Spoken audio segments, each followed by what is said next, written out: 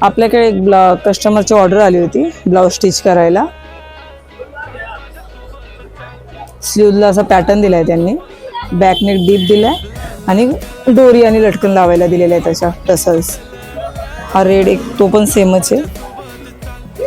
याला बी बॅकनेकला असा डीपर दिलाय आणि असे गोंडे दिलेत.